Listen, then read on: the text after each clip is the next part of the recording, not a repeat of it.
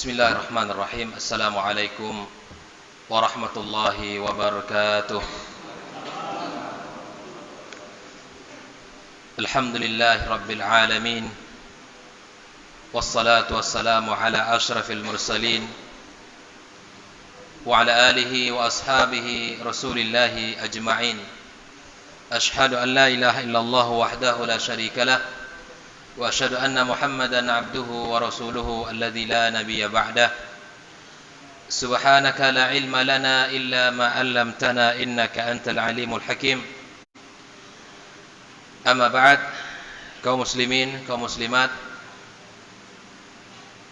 hadirin hadirat yang semoga senantiasa dimuliakan Allah Subhanahu wa taala. Pertama, marilah kita bersyukur kepada Allah Azza wa Jalla yang mempertemukan kita kembali dalam majlis yang mulia ini. Majlis yang insyaallah diberkahi Allah Azza wa Jalla, majlis yang akan mendatangkan ketenangan, sebuah hakikat hidup yang mesti kita jalani sesuai dengan perintah Rasulullah sallallahu alaihi wasallam, di mana Nabi senantiasa meminta kita untuk menikmati hari-hari kita, usia kita dalam majlis seperti ini. Di antara perkataan Rasulullah sallallahu alaihi wasallam, ya seperti yang disampaikan olehnya dalam banyak hadis, Nabi kita mengatakan untuk belajar dan senantiasa tafaqquh fid din. Di antaranya Nabi sallallahu alaihi wasallam mengatakan, wa idza marartum bi riyadil jannati farta'u. Kalau kalian lewat majlis ilmu, ya taman surga maksudnya itu adalah majlis ilmu, maka masuklah kalian ke dalamnya. Terkadang untuk kebaikan mesti kita paksakan, Pak. Kalau kita lihat dari jauh, mungkin menghabiskan waktu lama duduk di atas, ya mendengarkan kajian, mungkin sebagian orang memandang itu adalah membosankan. Tapi ketika kebaikan itu mesti kita coba untuk masuk di dalamnya, sehingga kita akan merasakan betapa nikmatnya duduk dalam majlis ilmu. Yang mudah-mudahan kita semua dalam kebaikan dan senantiasa dalam kemudahan, keberkahan dari Allah untuk bisa menghadiri majlis ilmu. Kaum muslimin, kaum muslimat rahimakumullah, malam ini kita akan melanjutkan pembahasan seperti yang sudah kita bahas pada 2 bulan yang lewat. Pertama, bagaimana Islam ya memberikan amanah kepada orang tua untuk mendidik dan menyuburkan akidah yang telah ada pada diri setiap anak. Sudah kita ambil apa yang harus kita lakukan dari setiap orang tua. Dan tentang mandu orang tua agar bisa mendidik dari sisi ibadah, mengawal dari sisi ya ibadah setiap anak yang kita miliki. Tumbuh pada diri mereka itu kecintaan terhadap ibadah kepada Allah Subhanahu wa taala. Perkataan salah seorang sahabat Nabi yang radhiyallahu taala anhu, ya kata beliau, biasakanlah anak kalian untuk melakukan kebaikan, karena sesungguhnya ibadah itu ya biasa muncul hidup semangat dari kebiasaan yang dibiasakan orang tua. Biasakan pada anak-anak kita berbagai macam bentuk ibadah. Latih mereka, ya, arahkan mereka, bimbing mereka, karena harapan kita anak kita akan tumbuh di atas kebiasaan itu semuanya. Ini yang mengatakan bukanlah orang-orang biasa, sahabat Nabi yang mulia Abdullah ibn Mas'ud radhiyallahu taala anhu. Maka mana nasihat beliau untuk kita, para orang tua, yang jika kita biasakan kebiasaan baik, insyaallah anak kita tumbuh di atas kebiasaan itu.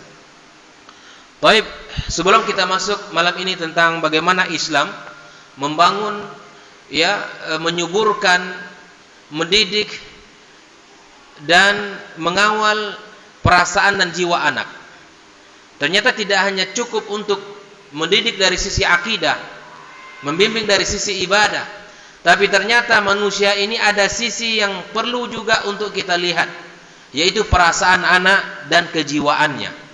Namun sebelum kita ambil materi tentang itu, saya ingin ingatkan sebuah dari hadis Nabi sallallahu alaihi wasallam di mana kita berada pada bulan Rajab.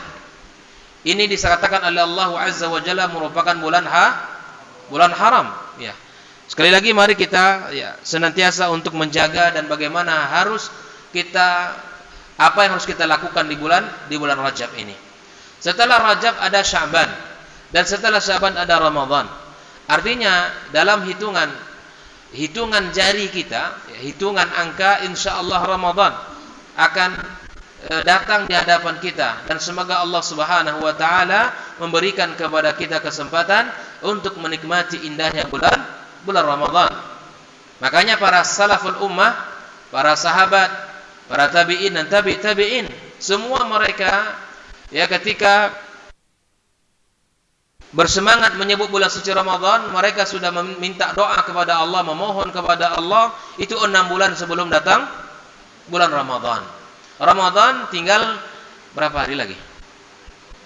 Sekarang kita Rajab tanggal berapa? 8 ya? Lebih kurang berapa hari lagi? 50-an lebih kurang hari. Insyaallah Ramadan hadir, Pak. Maka bagaimanakah muslim menyiapkan dirinya dan keluarganya untuk menghadapi bulan suci Ramadan? Ya, maka mari kita lihat sebuah hadis yang sahih dari Rasulullah sallallahu alaihi wasallam, dari sahabat Nabi yang mulia Usama ibn Zaid. Qala qultu ya Rasulullah, lam araka tasumu syahran minasy-syuhuri ma tasumu min Sya'ban. Qala dzalika syahrun yaghfulu an-nasu anhu baina Rajab wa Ramadan. Wa huwa syahrun turfa'u fihi al-a'mal ila rabbil alamin fa uhibbu an yurfa' amali wa ana sha'im. Dari Usama ibn Zaid, beliau mengatakan, ya Rasulullah, aku tidak pernah melihat kamu paling banyak puasa daripada bulan ini. Ketika itu bulan apa? Bulan Sya'ban. Lalu kemudian Rasul sallallahu alaihi wasallam menyebutkan keutamaan bulan Sya'ban. Yang pertama kata Rasulullah, bulan Sya'ban bulan yang banyak dilupakan oleh orang. Lalai orang di bulan itu. Dan kita akui bersama, kita lihat dalam kehidupan kita. Ya, ketika kita masuk bulan Sya'ban, maka banyak ide-ide yang muncul. Yang dahulunya mereka tidak pedagang, maka menjadi pedagang dadakan di bulan Ramadan. Karena sibuk untuk mempersiapkan dirinya. Dagangan apa yang akan kita jual di bulan Ramadan? Minuman apa yang akan kita sediakan? Makanan apa yang akan kita jual di sore harinya dan seterusnya. Padahal Rasulullah sallallahu alaihi wasallam menyebutkan, jangan kita sampai lalai seperti mana lalainya orang-orang sebelum kita terhadap bulan Sya'ban. Yang kedua kata Rasulullah, bulan Sya'ban itu adalah bulan di mana amal kita diangkat kepada Allah Subhanahu wa taala. Kan aku ingin amalku di bulan Sya'ban ini diangkat kepada Allah dalam keadaan berpuasa. Maka mari kita lihat sedikit apa yang mesti kita lakukan di bulan Rajab ini. Pertama, di bulan Rajab banyak hadis-hadis yang berbicara tentang fadail, tentang keutamaan bulan Rajab. Namun dari sekian banyak hadis itu disimpulkan oleh dua ulama besar dalam Islam. Pertama adalah Imam Ibnu Qayyim rahimahullahu taala. Terkait dengan hadis-hadis bulan Rajab, banyak sekali yang sampai kita baca, bahkan kita dengarkan, bahkan diamalkan oleh sebagian orang. Maka apakah benar keutamaan bulan Rajab itu? Kata ulama besar di antaranya Ibnu Qayyim dan Ibnu Hajar, kita nukilkan dua perkataan mereka ini. Ibnu Qayyim mengatakan bahwa setiap hadis tentang puasa Rajab dan salat pada sebagian malamnya adalah hadis yang dusta. Jadi tidak ada keutamaan khusus di bulan Rajab. Ada ibadah khusus yang dibuat oleh orang di awal-awal tanggal bulan pertama atau pekan pertama, tidak ada itu. Semua hadis yang berbicara tentang keutamaan, bahkan ada amal-amal khusus di bulan Rajab, itu adalah hadis-hadis yang sifatnya dusta, iftira, hadis-hadis yang tidak benar. Yang kedua, Al-Imam Ibnu Hajar Al-Asqalani, kata beliau tidak ada dalil yang sahih tentang keutamaan bulan Rajab, baik keutamaan puasanya ataupun keutamaan qiyamnya. Dia memang seperti bulan biasa, sebagaimana kaum muslimin melaksanakan di dalam bulan Rajab itu, selain bulan Rajab itu kita beribadah, maka lakukan pada bulan Rajab seperti yang kita lakukan pada bulan-bulan selain bulan Rajab. Namun ada satu dalil yang patut kita ingat. Dalilnya dalil Al-Quranul Karim, bahwa bulan Rajab itu adalah bulan haram. Sebagaimana Allah katakan dalam surat At-Taubah ayat 36, Allah Subhanahu wa taala berfirman, "Inna iddatasy syuhuri 'indallahi 12 syahra." Bilangan bulan di sisi Allah itu 12. Ya. Fi kitabillahi, ya. Di dalam kitab Allah, yauma khalaqas samawati wal ard minha arba'atun hurum. Ya. Ada 4 bulan dari hitungan bulan 12 bulan itu yang bulan haram. Maka bagaimana kita tahu bulan apa saja yang disebut dengan bulan haram? Dijelaskan oleh hadis Nabi sallallahu alaihi wasallam. Nabi mengatakan salatun mutawaliyat, ya, 3 bulan yang berturut-turut. Bulan pertama apa? Zulqa'dah. Kemudian Zulhijjah. Kemudian Muharram. Dan 1 bulan yang terpisah yang disebut dengan Rajab Mudhar. Sekarang kita berada pada bulannya itu. Maka apa adab yang mesti kita lakukan? Berdasarkan firman Allah ini, ada 2 hal paling tidak yang mesti kita jaga di bulan Rajab ini. Yang pertama adalah berdasarkan firman Allah Subhanahu wa taala, "Fala tadhlimu fihinna anfusakum." Jangan kalian berbuat zalim di bulan itu. Maka kita sebagai ayah, sebagai bunda, sebagai orang tua, dan sebagai anak, dan sebagai muslim, kita harus menjaga diri dari perbuatan dosa. Semangat yang kita bangun kaum muslimin adalah menjaga diri kita dari dosa-dosa, dari segala bentuk ya kemungkaran-kemungkaran. Walaupun pada bulan-bulan sebelumnya kita juga menjaga, tetapi ditekankan pada bulan haram, ditekankan pada bulan Rajab ini agar kita menghindari dosa-dosa dan berbagai macam pelanggaran-pelanggaran dalam syariat kita. Yang kedua yang mesti kita jaga adalah jangan sampai kita menumpahkan darah. Yang kalau tadi adalah menjaga dosa secara umum, yang kedua jangan sampai menumpahkan darah sebagaimana kebiasaan dulu kabilah orang-orang kufar Quraisy, di mana mereka antar kabilah melakukan berperang, kemudian mereka menahan diri di bulan-bulan haram itu karena menghargai dan menghormatinya. Allah Subhanahu wa taala mengatakan dalam surat Al-Baqarah 217, "Yas'alunaka 'anil syahril harami qitalin fihi qul qitalun fihi kabir."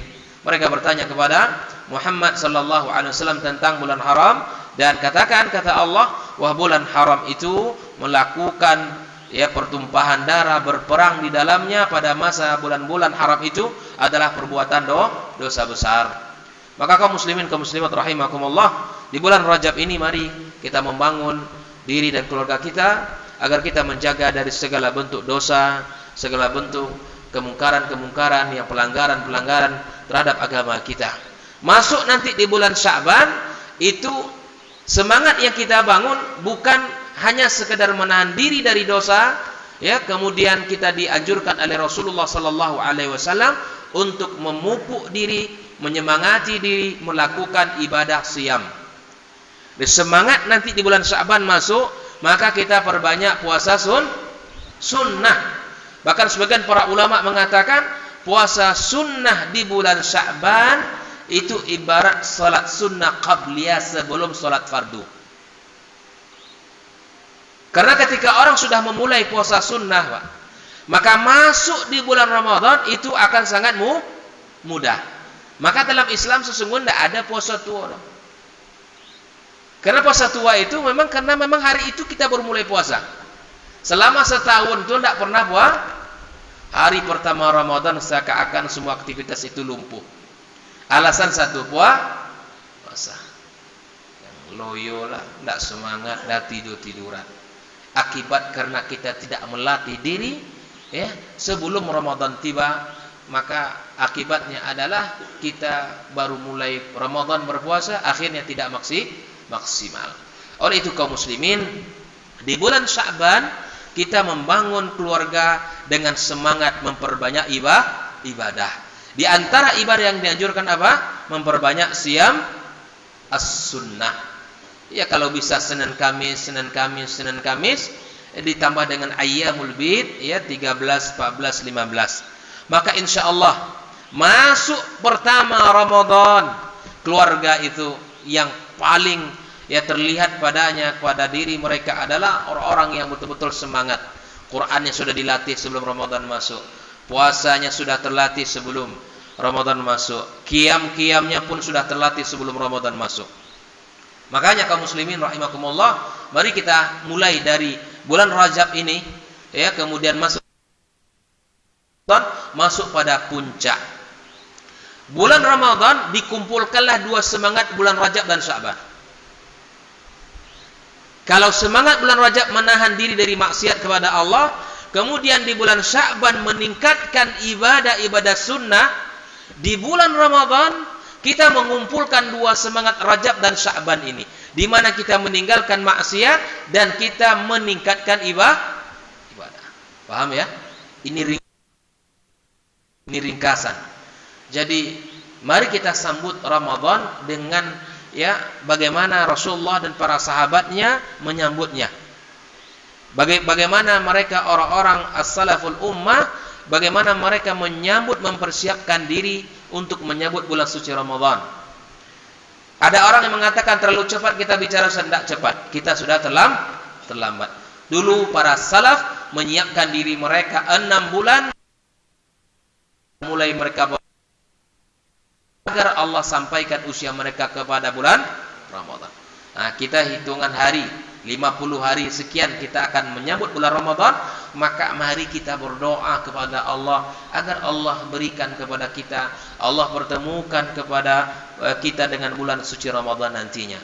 Kaum muslimin, kaum muslimat rahimakumullah, maka Ramadan puncak dari semangat bulan Rajab dan puncak dari semangat bulan Sya'ban kita kumpulkan di bulan suci Ramadan.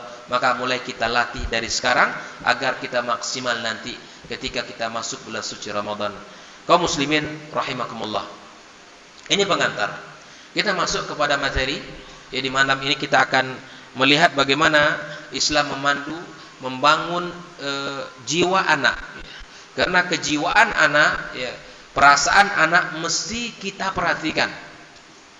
Terkadang kita lupa, Pak, ketika anak-anak itu mungkin manja kepada ayahnya atau kepada bundanya, dikarenakan kesibukan pekerjaan kita yang banyak, tugas-tugas yang banyak, terkadang kita lupa sekedar untuk menyapa, terkadang kita lupa untuk mengusap kepalanya, terkadang kita abai kalau dia ngajak ngomong ayahnya.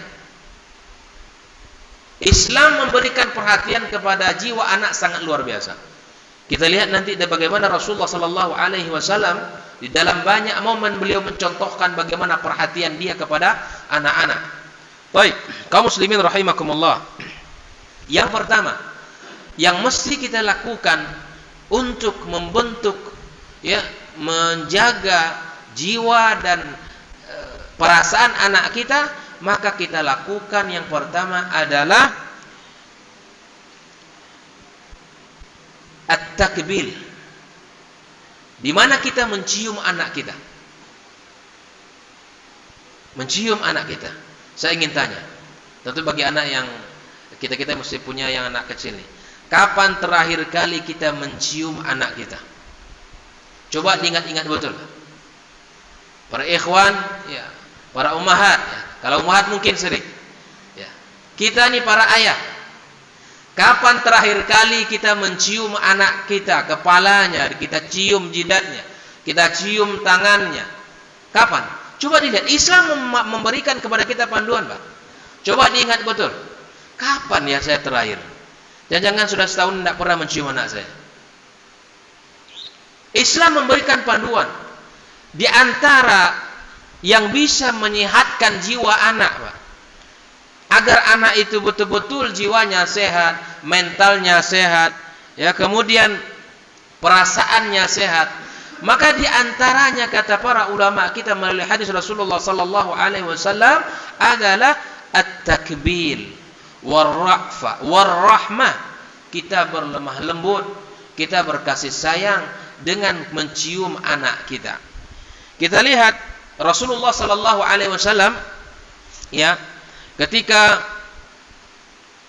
ada sekelompok orang Arab, orang-orang Badui, ya, mereka bertanya kepada Rasulullah sallallahu alaihi wasallam. Ini orang-orang Badui itu sering menjadi tamsil, Pak. Karena kehidupan mereka itu kehidupan di padang sahara. Kehidupan mereka jauh dari berkasih sayang. Kebiasaan-kebiasaan yang ditunjukkan oleh Islam itu jauh dari kehidupan mereka. Mereka bertanya kepada Rasulullah, "Atuqabbiluna mencium anak-anak kalian?" gitu. Maka Nabi mengatakan na'am. Para sahabat mengatakan na'am. Iya, kami mencium anak-anak kami. Qalu, mereka dengan lantang mengatakan, "Lakinna wallahi la nuqabbil." Kami orang-orang Badui tidak pernah mencium anak-anak kami. Maka Nabi sallallahu alaihi wasallam bersaja, Allah menghilangkan dari hati kalian itu sifat ar-rahmah. Jadi kalau kita ingin, Pak, ya, ingin mengetahui diri kita ini orang yang sayang kepada anak, salah satunya adalah bagaimana sikap kita kepada anak-anak kita dengan cara menciumnya. Cium anak kita, tuntutan syariat, karena itu bagian daripada kasih sayang yang kita berikan. Hadis yang kedua,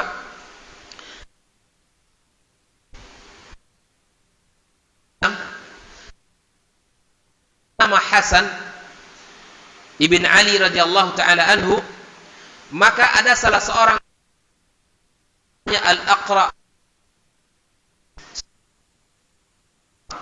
Ibnu Habis. Ketika dia melihat Rasulullah mencium Hasan, maka dia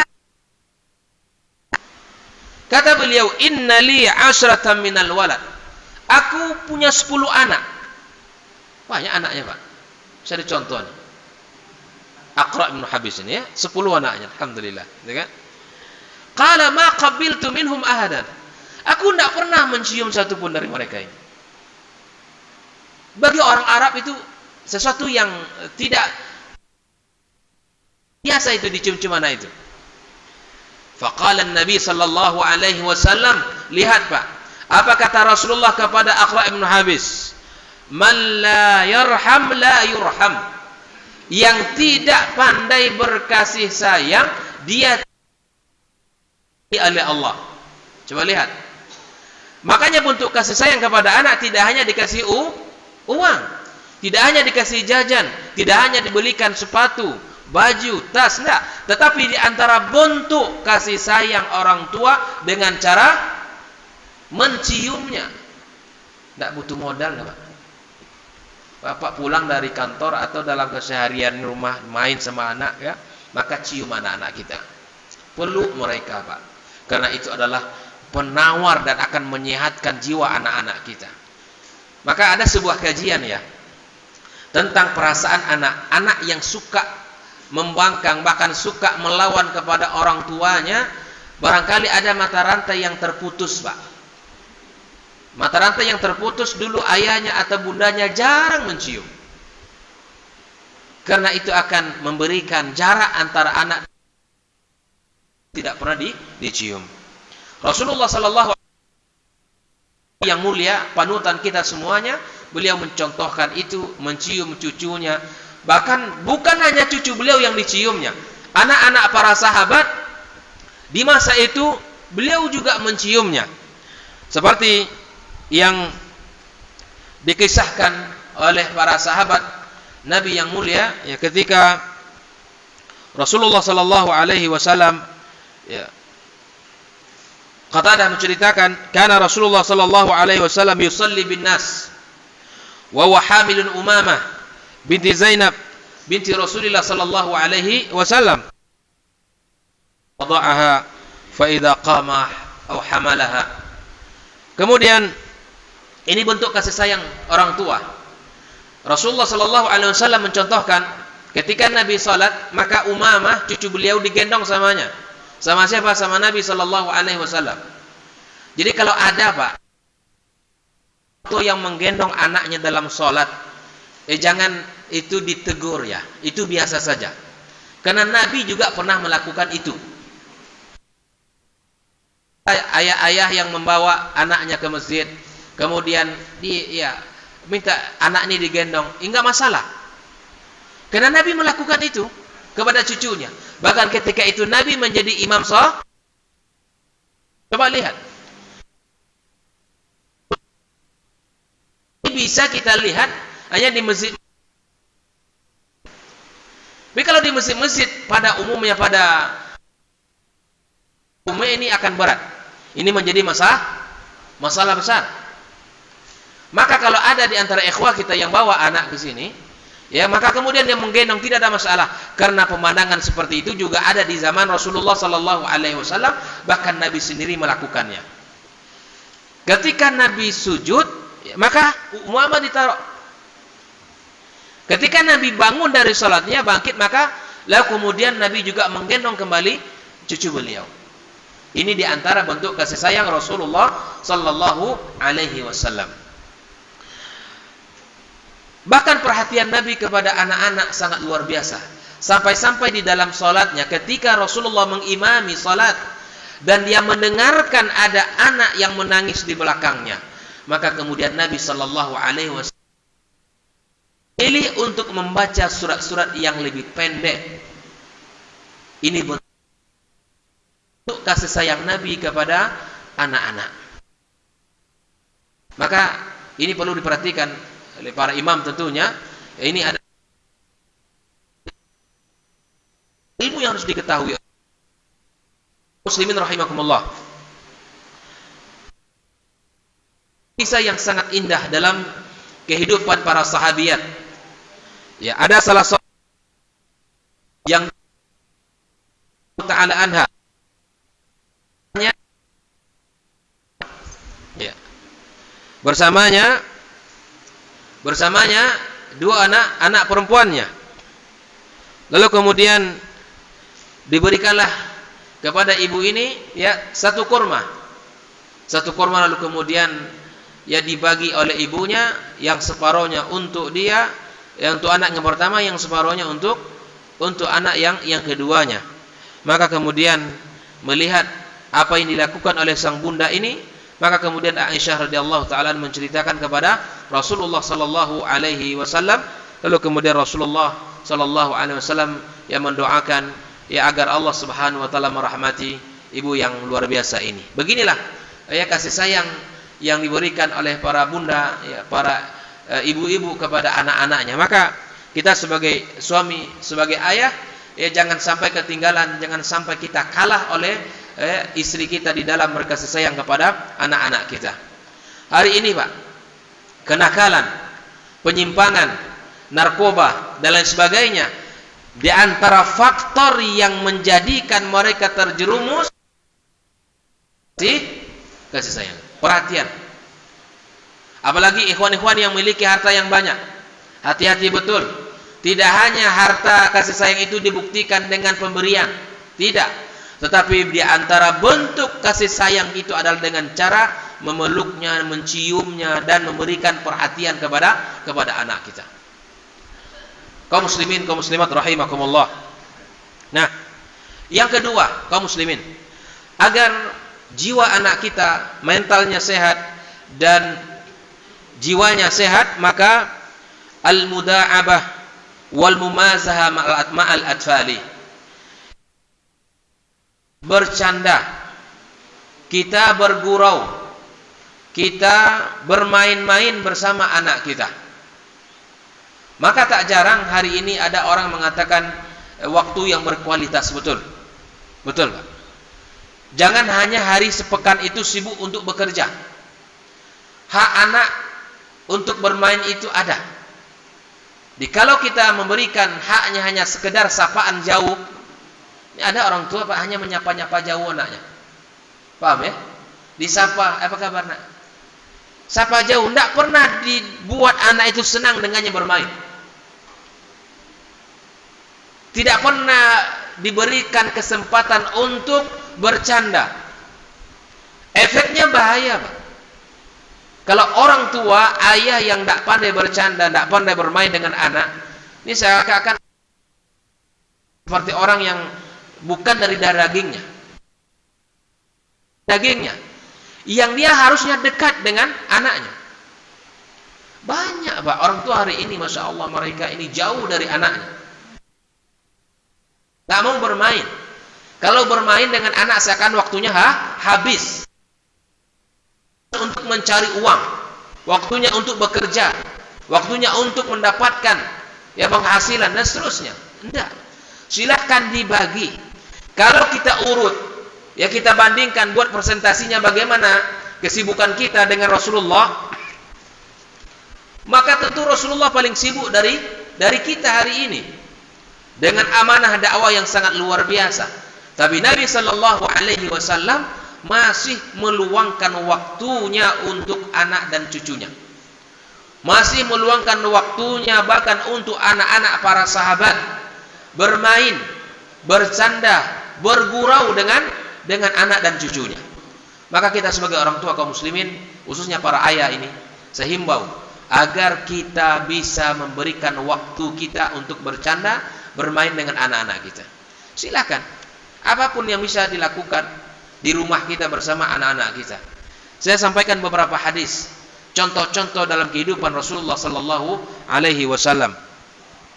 Di antaranya adalah yang diceritakan oleh Jabir radhiyallahu taala anhu, qala kunna ma'a Rasulillah sallallahu alaihi wasallam fadu'ina ila ta'am fa idza al-Husain yal'ab fi at-tariq ma'a sibyan. Kami diundang dalam sebuah jamuan, lalu kemudian tiba-tiba terlihat Husain sedang bermain bersama anak-anak di zaman itu. Fa asra an-nabiyyu amama al-qaum thumma basata yadahu. Perhatikan Pak, ini Nabi lakukan kepada Husain, cucunya, menyambut cucunya itu apa? Fa basata yadahu. Beliau kemudian untuk menyambut cucunya. Lakukan di rumah kita gitu. Di ayah melihat anak, kalau anak kita menyambut di rumah ayah, gitu, abi misalnya, jangan dingin, jangan tidak direspon Pak. Sambut pula dia dengan penuh kegembiraan di hati kita. Ini bentuk aplikasi yang mesti kita lakukan dari kehidupan kita. Sebagaimana Rasul sallallahu alaihi wasallam lakukan itu pada cucunya. Summa basata yadahu. Ya. Faja'ala yafirruha huna wa hunaka. Apa? Ibarat main apa nama itu ya? Nabi itu sekakak ingin tangkap Hasan Husain itu. Lari sana tangkap sini. Ya kan? Lari ke sana dihalang oleh Nabi dengan tangannya. Maka begitulah Nabi bermain dengan cucunya. Coba. Tidak kita bayangkan Pak, bagaimana Nabi bermain dengan cucunya. Seorang Nabi, seorang Rasul yang mulia bermain dengan cucunya. Kita tidak sempat terkadang bermain.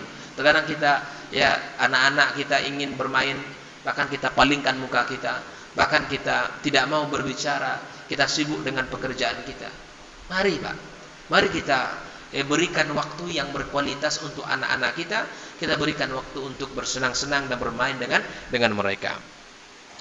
Fayudhahikahu Rasulullah sallallahu alaihi wasallam, sehingga Husain dibuat ketawa olehnya, hatta akhadahu, sampai Nabi menangkapnya.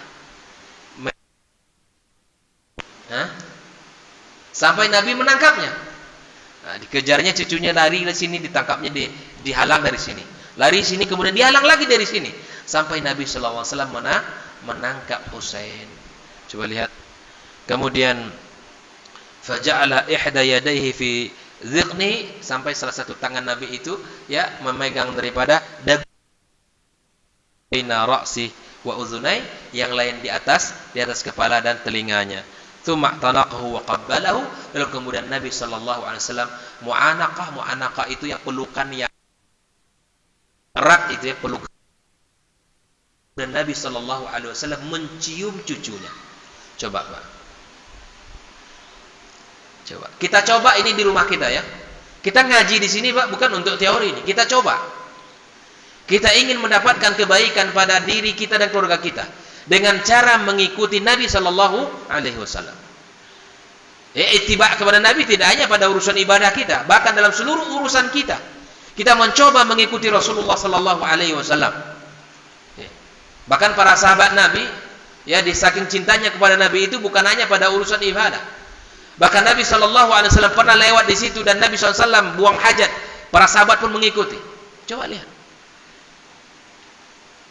Nabi sallallahu alaihi wasallam lihat di situ, kemudian Nabi menangis, maka para sahabat berusaha untuk menangis. Apalagi dalam urusan pendidikan anak. Maka yang paling patut untuk kita contoh Rasulullah sallallahu alaihi wasallam. Tidak ada yang lain. Tidak ada teori-teori hari ini itu Pak. Teori-teori yang dibuat oleh orang-orang barat itu jauh. Ya, belum terbukti. Kalaupun terbukti itu hanya sebagian saja. Maka kita sebagai orang yang beriman mengikuti Rasulullah, mencontoh, mengikuti, ya, meneladani apa yang dilakukan Rasulullah sallallahu alaihi wasallam. Maka Nabi mengatakan Husain minni wa ana minhu, ya, dan Husain adalah dari saya dan saya darinya. Maksudnya adalah begitulah dekatnya beliau dengan cucunya Rasulullah sallallahu alaihi wasallam. Kemudian ini bentuk ya yang dilakukan Rasulullah sallallahu alaihi wasallam. Kemudian tidak hanya cucu beliau, tetapi Nabi sallallahu alaihi wasallam juga bercanda dengan saudaranya Anas. Dengan saudaranya Anas. Ini patut kita lakukan, Pak. Kalau ada anak-anak kecil nampak murung, kurang semangat gitu kan, ya, coba dicandai dia. Coba disapa dengan candaan. Dihibur dia, ditegur dia. Rasulullah sallallahu alaihi wasallam ketika dia berkunjung ke rumah Anas ibn Malik, ya, maka Rasulullah sallallahu alaihi wasallam melihat saudaranya ya lagi murung, bersedih karena burung kesayangan beliau itu mati. Burung kesayangannya mati. Maka Nabi sallallahu alaihi wasallam melihat bersedih, maka kemudian dia menegur, ya, maka di antara ucapan Nabi sallallahu alaihi wasallam adalah, "Ya Aba Umair, ma fa'ala an-Nughair." Ya, Aba Umar ini dipanggil oleh Nabi saudara Anas ini dengan sebutan Aba Umar, apa yang dilakukan oleh An-Nughair, burung kecilmu itu. Maka kemudian inilah bentuk candaan Rasulullah sallallahu alaihi wasallam kepada adiknya Anas, pembantu Rasulullah sallallahu alaihi wasallam. Kemudian di antara azan, baik. Kita dengarkan azan sejenak ya.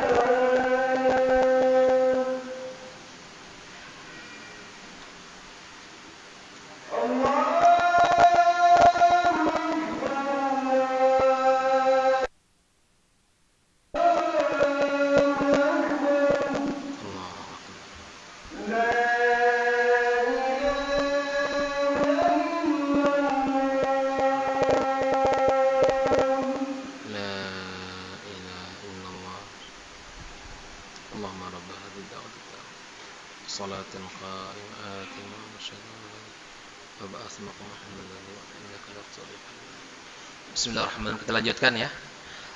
Ini yang kedua, bahwa Islam memandu kita, mengajarkan kita untuk bisa bergurau, bermain, ya, serta bercanda dengan anak-anak kita. Seperti yang dilakukan Rasulullah sallallahu alaihi wasallam tadi, ya, beliau bermain dengan Husain dan bercanda dengan Husain, ya, dan menghibur Husain. Kemudian Nabi juga bertanya Anas, di mana Rasul sallallahu alaihi wasallam mengatakan kepada saudaranya, "Ya Aba Umair, ma fa'alan Nughair." Ini bentuk candaan Nabi kepada saudaranya Anas. Bahkan Ibnu Hajar di dalam kitab Fathul Bari menjelaskan hadis ini, kata beliau, "Amma hadzal hadis fihi jawazul mumaz." Ini menunjukkan bolehnya kita bercanda, bolehnya kita bergurau, bolehnya kita, ya, bergurau dengan siapa? Dengan anak-anak kita. Bahkan wa takrirul mizah, bahkan boleh bergurau itu diulang-ulang gitu. Sehingga anak itu, ya, dan kita semua terhibur, anak kita terhibur dan merasakan kenyamanan dengan kita. Wa anna mumazahatas sabi alladhi lam yumayyiz jaizah. Bercanda dengan anak yang masih, ya, belum balik atau tamyiz itu boleh, sangat dibolehkan. Maka coba lihat, ya, dihitung-hitung lagi, ditengok-tengok lagi, kapan kita terakhir mencium anak kita, kapan kita terakhir bercanda dengan anak kita, bergurau dengan anak kita. Kalau sudah lama masanya, maka mari kita, ya, segera untuk mencium mereka dan kemudian kita bercanda dengan anak-anak kita. Terkadang, Pak, ya, di masyarakat kita bercanda dengan anak seakan-akan itu, ya, melukai daripada muruahnya, menghilangkan muruah. Apa itu muruah? Ya, kehormatan, seakan-akan nilainya hilang. Padahal tidak. Islam mengajarkan kita bagaimana sikap bercanda dan berlemah lembut dengan anak dan keturunan kita. Bahkan canda Nabi sallallahu alaihi wasallam kepada Anas sendiri dengan mengatakan, "Ya dzal uzunain," wahai orang yang memiliki dua telinga. Itu bentuk candaan Nabi. Karena canda pada hukumnya adalah boleh, tapi ingat, canda tidak boleh di dalamnya ada unsur dusta. Atau lebih pasnya kalau bahasa sekarang, ngerjain orang, ngeprank, itu nggak boleh. Orang-orang daripada kadarnya, bahkan mengambil dengan dikembalikan, itu tidak boleh. Canda-canda seperti itu tidak dibolehkan dalam Islam. Tapi Nabi Shallallahu Alaihi Wasallam beliau bercanda dengan hakikat yang ada. Anas memiliki dua telinga, ya dan uzunain. Wah, telinga ini benar. Dan di dalam ungkapan itu, Shallallahu Alaihi Wasallam, maka pilihlah kata-kata yang membuat anak kita terhibur, yang membuat anak kita senang dengan ungkapan kita. Ya. Kemudian kaum muslimin, kaum muslimat rahimakumullah, para sahabat juga demikian. Mereka bercanda dengan anak-anak mereka. Di antaranya yang dikisahkan adalah oleh Abi Sufyan, qala dakhaltu ala Muawiyah wa huwa mustalqin ala dhahri wa ala sadrihi sabiyyun aw sabiyyah. Ya, di atas dadanya Muawiyah itu ada anak dia. Subhanallah, Pak, ya. Begitu kasih sayang orang tua di zaman dulu. Mudah-mudahan kita juga bagian orang yang bisa mengikuti jejak mereka dalam mendidik anak-anak kita hari ini. Kemudian Umar radhiyallahu taala anhu mengatakan, yambaghi lirrajuli ay yakuna fi ahlihi kasabi. Kata Umar kan tahu ya Umar. Kata dia, sepatutnya bagi kita kaum laki-laki ini di rumah itu seperti anak-anak. Sifat anak-anak apa? Ya bercanda, bermain. Artinya apa? Kita para suami ini, ya, janganlah menjadi orang yang kasar, Pak. Jangan menjadi orang yang tidak mau untuk senyum kepada istri kita, kepada anak kita. Tutur kata yang sopan, Pak. Allah sudah katakan, wa'ashiruhunna bil ma'ruf. Ya, pergaulilah istri kalian dengan cara ma'ruf. Ibnu Abbas radhiyallahu taala anhu menyebutkan di antara bentuk ma'ruf pada makna ayat itu adalah bertutur kata yang lembut, kemudian menjauhkan tangannya ya dari memukul, kemudian memandang dengan pandangan yang penuh dengan perhatian dan kasih sayang. Demi Allah, Pak, ada di antara ya kita ini ya, semoga Allah selamatkan kita dari sifat-sifat yang kasar kepada istri kita. Kata Rasulullah sallallahu alaihi wasallam, tidak ada seorang pun yang menghinakan wanita kecuali laki-laki itu hina. Kalau kita ingin kita menjadi orang yang mulia, maka muliakan istri kita, Pak. Sayangi mereka, berikan perhatian kepada mereka. Itu perintah Nabi. Syariat kita yang memandu itu. Ini umat tidak tanggung-tanggung, enggak? Sepatutnya bagi kaum laki-laki itu di rumah seperti anak-anak, kata dia. Tapi jangan merengek tiap hari ke bini kan. Tiap hari merengek kan. Maksudnya adalah dalam al-uns. Ini dalam ya, anak itu kan menyenangkan, ya Pak ya. Anak itu menyenangkan, yang lucu-lucu tentunya ya, yang menyenangkan. Sifat rumah yang senang kita di rumah kita. Maka jadilah seperti itu, kata Umar. Ya, kepada dirinya, kepada keluarganya, dan kepada anak-anaknya. Ya, berikan perhatian kepada keluarga kita. Di antara bentuk mu'asyar bil ma'ruf bukan hanya tutur kata, bukan hanya pandangan. Ya, kalau istri kita ngomong kita dengarkan, Pak. Kalau istri kita curhat kita dengarkan.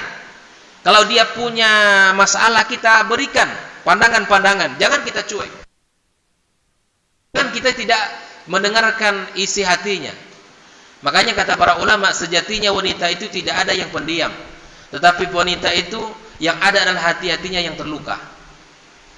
Sejatinya wanita itu tidak ada yang pendiam, Pak. Tapi kenapa istri kita terkadang diam? Bukan karena dia pendiam, tapi karena hatinya luka. Ada perasaan yang tersinggung dari kita. Daripada ngomong sama abang nih, bele-bele diam lagi kita, kan? Kalau ngomong tidak didengarkan juga sama abang. Kalau ngomong tidak ada yang benar dari kita. Maka ini bukan mu'asyar bil ma'ruf. Mu'asyar bil ma'ruf kata para ulama kita di antara Ibnu Abbas adalah dengan cara menyambutnya, mendengarkannya, memberikan perhatiannya, ya, dan menyapa. Makanya dalam Islam ketika istri nusyuz itu memang ada dalam Islam itu. Nusyuz itu ada 3 langkah kata Al-Qur'anul Karim. Istri kita nusyuz itu adalah membangkang. Kalau bahasa kitanya adalah sudah sombong, sudah meninggi dia kepada suaminya, maka ada 3 cara kata Al-Qur'an untuk memperbaiki istri ini. Pertama adalah fa'idhuhunna, kasih nasihat istri kita. Berikan nasihat kepadanya. Itu langkah pertama. Yang kedua, wahjuruhunna fil madaji, baikot di ranjang. Ya. Al-hijr di sini bukan di luar rumah, tidak boleh kata Nabi. Menghajar istri bukan menghajar dengan pukul. Maksudnya apa ya? Di baikot, tidak kita bicara kalau tidur kasih punggung saja gitu kan. Tidak mau ngomong, itu namanya hijr. Itu hanya terjadi di mana? Di dalam rumah. Lawannya di luar rumah. Ini ada masalah pulang kita ke rumah teman kita atau ke rumah, enggak, itu salah, Pak. Nabi katakan bahwa hijr itu di dalam rumah. Bentuk ketidakridhaan kita kepada istri kita. Bentuk ketidakridhaan kita kepada istri kita. Dan yang ketiga, kata Al-Qur'anul Karim, itu berikan pukulan, dan bahkan para ulama menjelaskan dengan sesuatu benda yang besarnya adalah sebesar siwak yang kita pakai. Siwak. Ini siwak itu kan kecil, Pak ya. Lebih kecil dari kelingking kita ini. Bukan pakai sapu disuruh gitu, tidak. Siwak kata para ulama. Itu pun dipukul tidak boleh di wajah. Tidak boleh di tempat-tempat yang mana itu akan menjadi tanda kecantikan dia. Berikan pukulan ya, yang mana itu akan ya tidak terlalu sakit bagi istri kita. Tapi itu tingkatnya sudah terakhir, Pak. Nasihat tidak berfungsi, al-hijr juga tidak berfungsi, maka kemudian itu baru terakhir adalah yang kita lakukan. Nah, kalau tidak bisa itu juga, maka kita lakukan nasihat Al-Qur'an yang berikutnya. Pada ayat yang berikutnya adalah ya kita menghadirkan hakim di rumah kita. Hakim dari keluarganya dan hakim dari keluarga kita. Bahasa Al-Quran itu hakim yaitu seorang yang alim, yang bijak dari keluarga istri dan seorang yang bijak yang alim dari keluarga kita. Bertemu mereka di situ, mencari solusi terhadap masalah rumah tangga ini. Kalau yang berkumpul bukan hakim, itu tidak akan terjadi solusi. Kalau yang bertemu dua keluarga besar, apalagi keduanya orang-orang hebat, mama-mamanya orang-orang hebat, maka yang terjadi adalah ya pertengkaran, bahkan mungkin akan terjadi perpisahan. Kata Allah, "Yurida islahan," jika dua mereka itu menginginkan kebaikan, islah, damai, yuwaffiqillahu bainahuma, Allah berikan taufik. Maka disuruh hakim yang alim, yang bijak, yang berilmu di keluarga kita siapa? Yang berilmu, yang bijak di keluarga dia siapa? Duduk. Pertemukan informasinya. Pertemukan data-data yang sudah menyebar. Duduk bersama, selesaikan dengan cara baik. Itu insyaallah. Kalau tidak bisa juga, ya sudah. Jalan terakhir adalah perceraian dan perpisahan. Ya, perpisahan itu jalan terakhir. Dan perlu diingat, perceraian bukan sesuatu yang aib. Dia solusi dalam Islam. Itu syariat. Ketika memang tidak bisa diselesaikan, maka itu solusinya yang terbaik, maka lakukan. Tapi lakukan tahapan-tahapan yang tadi dulu, sebelum langsung kita mencari solusi yang terakhir. Lakukan tahapan-tahapan yang dilakukan oleh yang dipandu oleh Al-Quranul Karim tadi dan dilakukan oleh Rasulullah Sallallahu Alaihi Wasallam dengan para sahabatnya. Maka para sahabat juga melakukan apa yang dilakukan Rasulullah Sallallahu Alaihi Wasallam, bercanda dan bergurau dengan anak-anak mereka. Kemudian yang berapa lagi? Ketiga ya. Yang ketiga, untuk membangun jiwa dan mental anak kita, kejiwaan anak kita dengan i'ta'al hadaya wal ataya lil atfal. Dengan memberikan hadiah atau kita berikan sesuatu yang menghargai daripada akhlak dan prestasinya. Berikan kepada anak kita hadiah. Berikan kepada anak kita pemberian ya berupa apa saja yang itu akan membuat anak-anak kita bangga dengan kita. Lil hadaya atharun kabirun ya tayyibun fin nafs. Hadiah itu memiliki pengaruh, Pak. Memiliki asar, peran dalam jiwa anak kita. Jadi jangan sampai anak ini tidak pernah dihargai prestasinya. Tidak pernah diberikan sedikit ya penghargaan kepada apa yang dilakukan oleh anak kita. Maka Rasulullah Sallallahu Alaihi Wasallam telah memberikan kaidah berhadiah ini.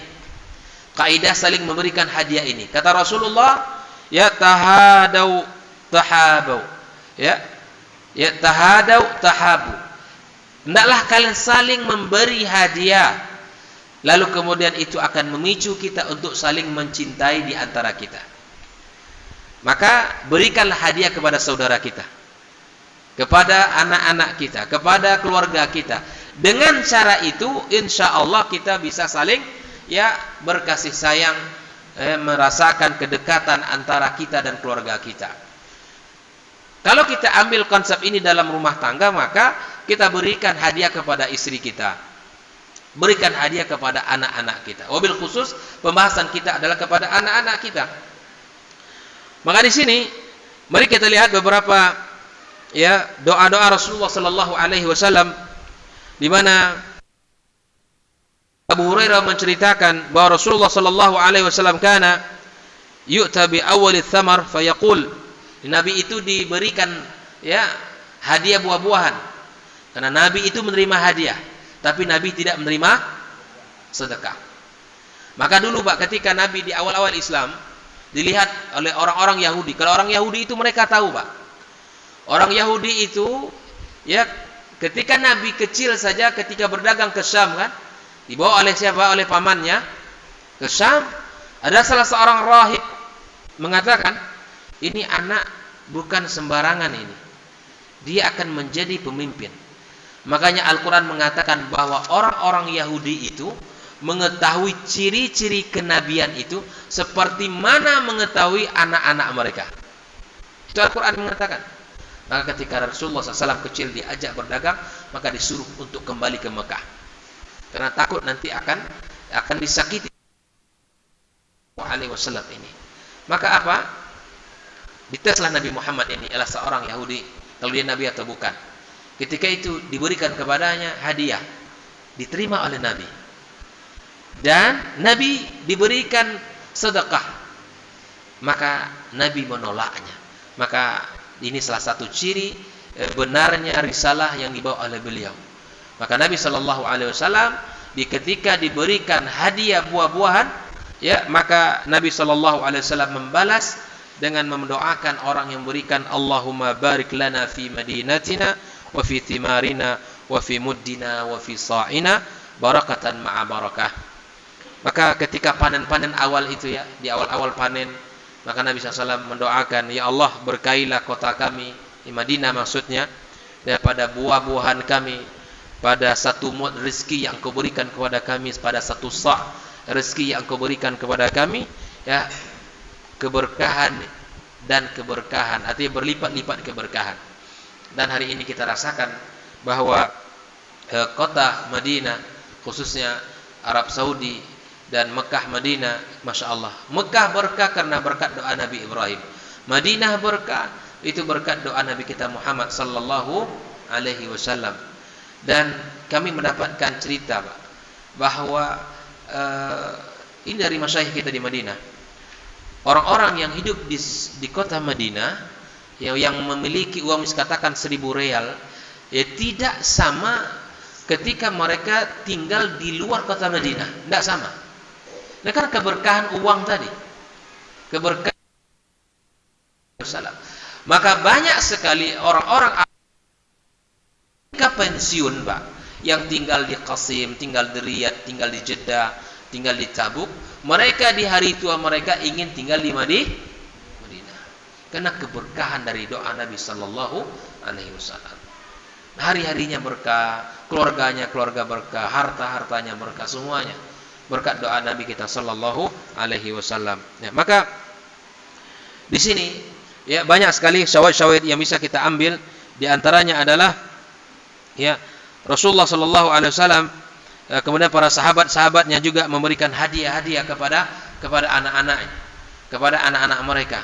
Maka berikan, Pak, hadiah. Kalau anak kita nanti Ramadan ini, ya, puasanya selesai 30 hari gitu kan, yang seharusnya dia masih belum balik, masih tamyiz misalnya, masih mumayyiz, maka berikan hadiah kepadanya. Atau anak-anak kita sudah menghafal beberapa surat-surat yang sudah kita targetkan kepadanya, berikan kepadanya sebagai bentuk perhatian kita, berikan hadiah kepadanya. Kalau dia sudah bisa misalnya membaca doa-doa zikir dalam salat, maka berikan kepadanya hadiah.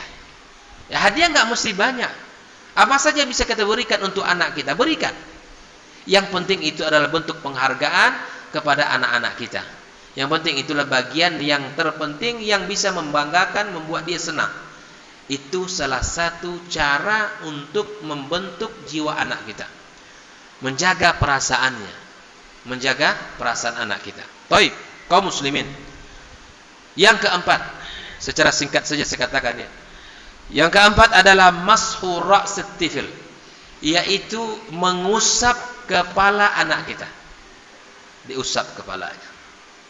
Sebelum berangkat sekolah kita usap. Kemudian, ya, dalam kondisi-kondisi tertentu kita usap. Yang keempat adalah mengusap kepala anak kita. Di sini Rasulullah Sallallahu Alaihi Wasallam, ya, diceritakan oleh Abdullah bin Ja'far radhiyallahu taala anhu, maqala masaha Rasulullah Sallallahu Alaihi Wasallam biyadihi ala ra'si. Ja'far menceritakan langsung, kepala saya diusap oleh Nabi. Qala adhunnuhu qala thalathan. Kalau tidak salah 3 kali diusap kepalaku oleh Rasulullah SAW, kata Ja'far. Falamma masaha, tatkala Nabi mengusap kepala dia, qala Allah makhluf Ja'faran fi waladih. Ya Allah, berikan, tinggalkan pada Ja'far anak-anak yang luar biasa. Coba lihat, didoakan oleh Rasulullah SAW dan diusap oleh Nabi. Dan mengusap kepala itu, itu memberikan pengaruh pada jiwa anak. Orang terkadang nggak mengira, usapan-usapan itu biasa, tapi ini adalah memberikan, diusap kepalanya. Jangankan anak lagi, kita yang sudah berumur ini, kalau hidup orang tua kita, emak kita, diusap kepala kita, macam mana rasanya? Enak, perasaan kita nyaman sekali. Masya Allah, nah gitu. Kita yang sudah tua nih aja Pak, diusap kepala kita sama orang tua kita. Kita sudah, Masya Allah, mungkin orang hebat, terpandang di masyarakat, kan? Masih aja tetap kita anak bagi dia, kan? Panggilan kecil tetap saja dipanggil, walaupun kita sudah orang hebat misalnya. Tapi itulah bentuk kasih sayang orang tua kita. Anak kita, usaplah kepala mereka. Ya. Kemudian dalam kisah yang lain, Rasulullah Sallallahu Alaihi Wasallam, ya ketika itu Jabir bin Samurah, ya bersama anak-anak para sahabat salat di masjid bersama Rasulullah Sallallahu Alaihi Wasallam. Kalau tidak salah ini salat zuhur, yakni salat zuhur. Kemudian Nabi SAW keluar dan Nabi SAW dua orang anak. Ya. Maka Nabi Sallallahu Alaihi Wasallam faja'ala yamsah khaddai ahadihim wa wahidan. Maka Nabi SAW mengusap ya dua pipi anak yang dijumpai Nabi setelah Nabi keluar dari rumah Allah salat. Kata Jabir, famasa khaddi, Nabi itu mengusap pipiku. Fawajadtu liyadihi bardan, aku merasakan dinginnya tangan Rasulullah Sallallahu Alaihi Wasallam. Ini dengan detail Pak. Data ini diriwayatkan oleh para sahabat, dinukil, dicatat oleh para ulama kita, agar kita tahu bahwa Rasulullah itu perhatian kepada anaknya, agar kita bisa belajar kepada Nabi kita, bagaimana perhatian Nabi kepada anak-anak di zaman itu. Nah, hari ini kita harus lakukan seperti yang dilakukan Rasulullah. Di antaranya adalah mengusap kepala, ya, kemudian kita mengusap pipi anak-anak kita. Walaupun mereka ini ya sudah besar, tidak ada masalah. Karena itu adalah bagian daripada kasih sayang. Tapi yang kelima, husnul istiqbalit tifl. Kita menyambut anak kita, disambut dia. Disambut pulang dari kampung, pulang dari kuliah, pulang dari sekolah, disambut anak kita. Bisa disambut ya. Ini dilakukan oleh Rasulullah sallallahu alaihi wasallam. Kana Rasulullah idza qadima min safarin talaqa as-sibyana min ahli baiti wa innahu jaa'a min safarin fasabaqa bihi ilaihi fahamalani baina yadayhi thumma ji'a bi ahad ibn Fatimah al-Hasan wal Husain radhiyallahu ta'ala anhuma fa'ardafahu khalfahu fadakhalna al-Madinata thalatha ala dabah. Ya, kemudian ya disambut Nabi oleh anak-anak ya ketika Nabi datang dari safarnya, kemudian Nabi SAW menyambut kedatangan anak-anak itu dengan sambutan yang baik. Ya, di sini diceritakan anak Fatimah, kemudian Hasan dan Husain dinaikkan oleh Nabi di atas kendaraannya sampailah tiba di rumah mereka. Coba lihat, Nabi sambut anak-anak itu dengan semangat pula. Baik. Yang keenam, tafaqqud hal at-tifli was-su'ali anhu. Nah, kita mencoba untuk mencari-cari anak kita, ya. Harus care dengan dia, kalau bahasa orang kita hari ini ya, harus perhatian dan bertanya kepada anak kita, Pak, apa kondisinya? Ya, kalau kuliah dia bagaimana kuliahnya? Kalau bekerja bagaimana pekerjaannya? Kita tanya, siapa, bagaimana sifat pekerjaan, siapa temanmu? Bertanya kepadanya. Ya, jangan kita tidak peduli sama sekali. Tidak ditanyakan kondisinya, kesehatannya, keadaannya, kita tanyakan.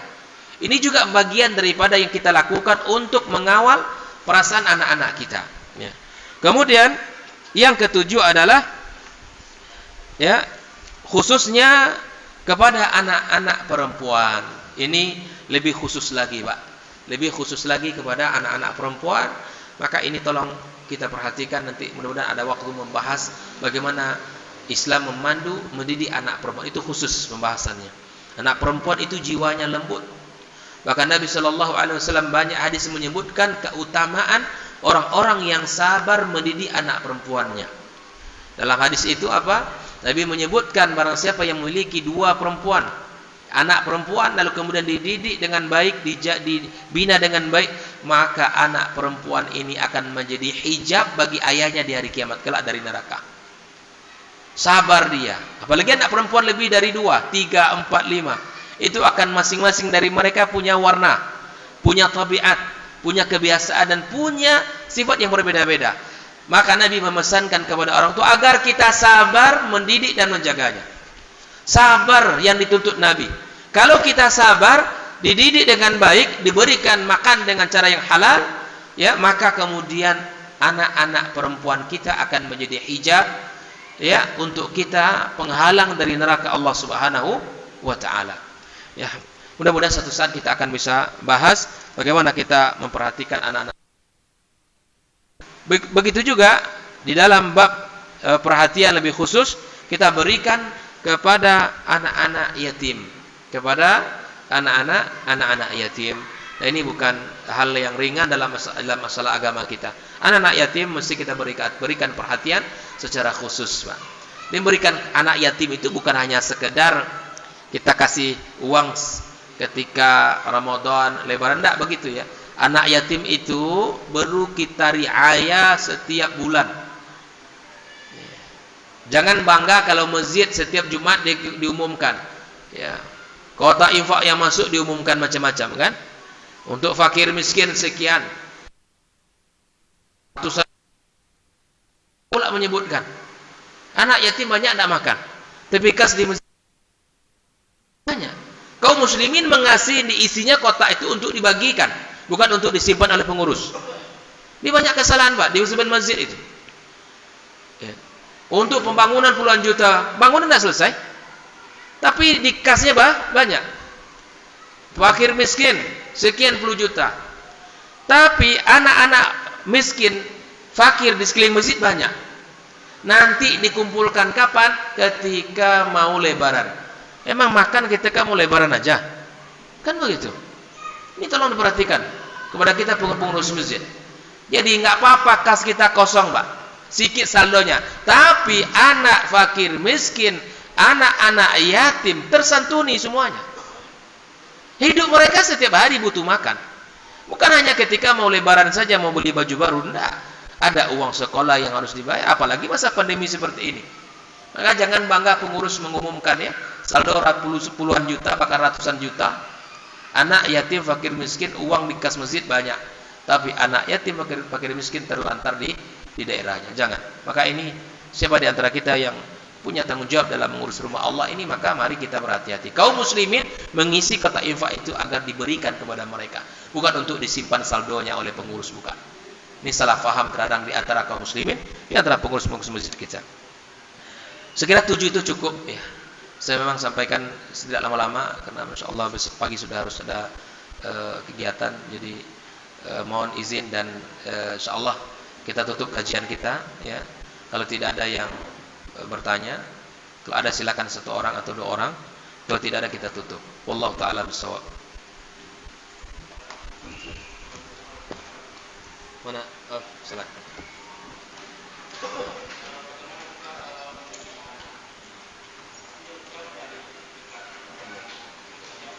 Jalan. Ada pertanyaan dari ikhwan kita, bagaimana cara mendidik anak yang jauh jaraknya dari kita? Yang pertama, yang jauh yang jarak dari kita tentu banyak kondisi, ya. Mungkin karena dia belajar atau mungkin karena pekerjaannya dan sebagainya. Maka yang pertama adalah, ya, yang pertama adalah doa. Doa itu adalah satu hal yang sangat penting yang patut kita lakukan dalam kehidupan kita. Yang kedua, ya, di samping kita kencangkan doa, ya, kepada Allah Azza wa Jalla, yang kedua, apalagi dengan mudahnya komunikasi dan teknologi hari ini, sangat mudah bagi kita untuk menanyakan informasi dan keadaan dengan cara menelpon. Dengan cara menelpon, kemudian kita mencari informasi tentang anak-anak kita. Yang ketiga, ya, di samping kita mendoakan, kemudian kita menelpon.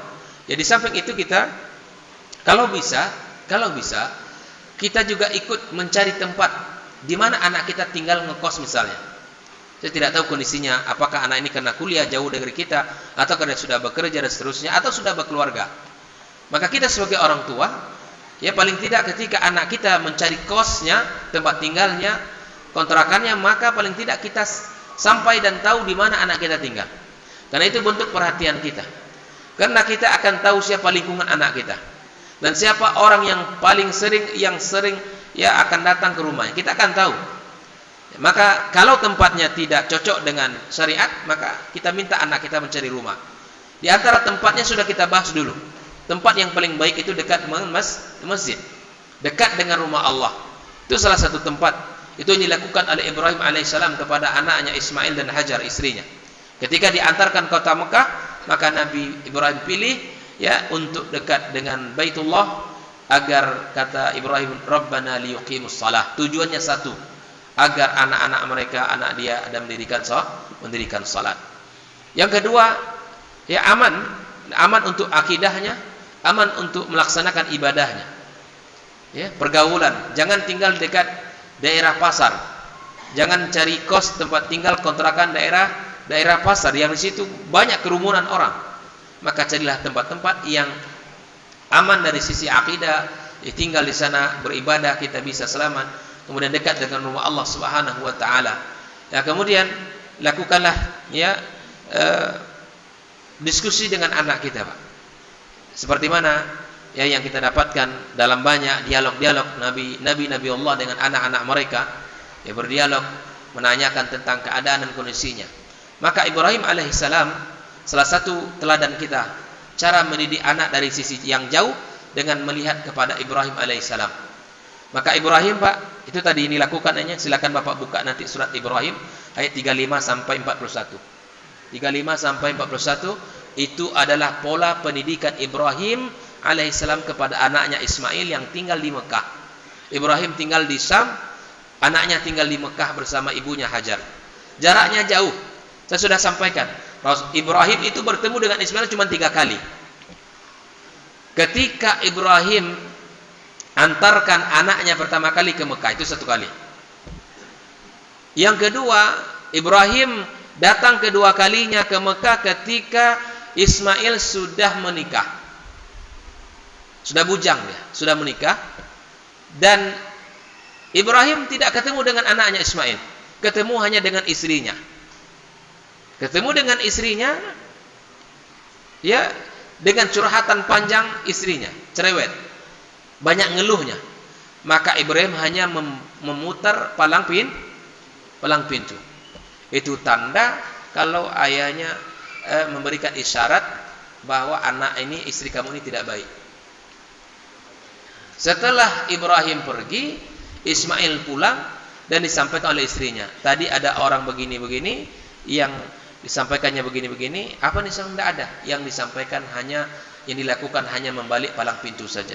Ibrahim, ya itulah pesan dalamnya Ibrahim kepada Ismail, dan Ismail akhirnya menceraikan istrinya. Datang ketiga, kata para ulama, adalah ketika Ibrahim bermimpi agar menyembelih Ismail. Itulah ketiga kalinya. Namun Ismail menjadi seorang anak yang saleh. Lihatlah konsep pendidikannya pada surat Ibrahim ayat 35 sampai 41. Itulah pola pendidikan Ibrahim yang dilakukan kepada Ismail alaihissalam. Silakan nanti Bapak baca ya. Surah Ibrahim ayat 35 sampai 41 itu adalah konsep pendidikan anak Ibrahim kepada anaknya, khususnya Ismail alaihissalam, yang jaraknya jauh dengan ayahnya. Wallahu ta'ala bissawab. Ada lagi? Baik.